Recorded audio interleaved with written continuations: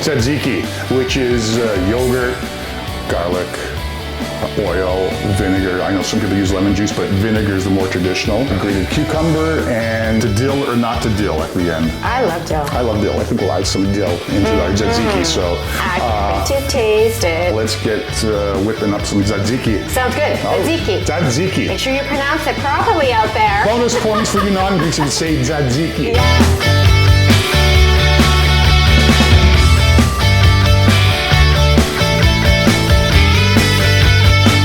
Let's make our tzatziki. We have strained yogurt, Greek, full fat, 2 cups. First things first, we have to grate our cucumber. You're gonna use this side of the box grater with the big holes. I like the skin on cucumber. More flavor, and it's actually gonna add more color to your tzatziki, okay? Especially for you folks that might not wanna add dill. So these are the little mini Persian cucumbers. That probably represents half an English cucumber. For those that maybe have that on hand, let's say about 1 cup for this recipe of grated cucumber. We have to grate some salt, and that's gonna help leach out liquid from our cucumber, okay? Half a teaspoon, max. We're gonna let this sit outside for about 40 minutes to an hour. Here's our strained yogurt, and there's no tzatziki without garlic. So, I'm gonna use 3 cloves, small side of our box grater.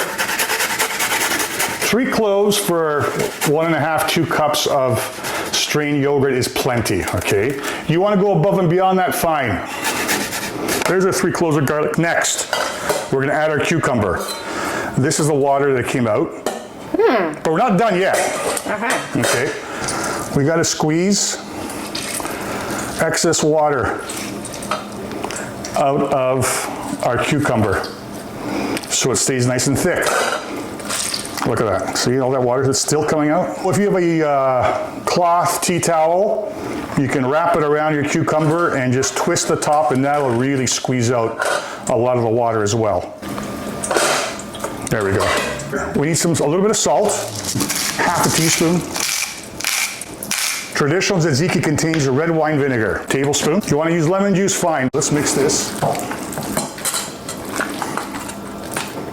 Okay, I'm now add some olive oil as well. A lot of people admit this. The olive oil is an integral part of tzatziki. That's probably a 1/4 cup. Okay, let's fold that in.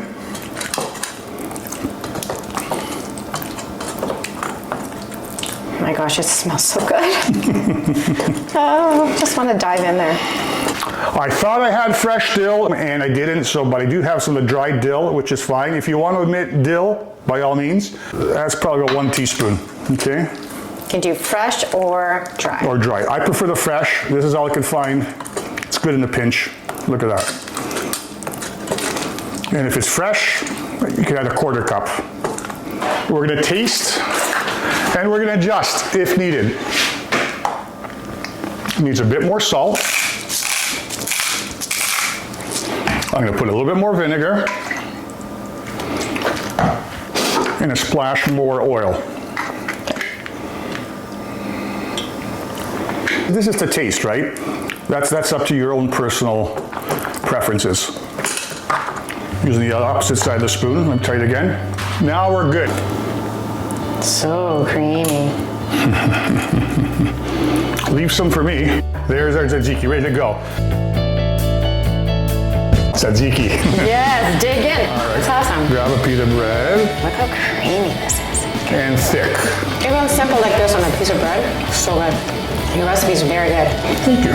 I know there's many people that don't like dill in their tzatziki. Every ingredient, if used properly, has its place, I think, in a dish. And likewise with tzatziki. More recipes coming soon. Stay hungry.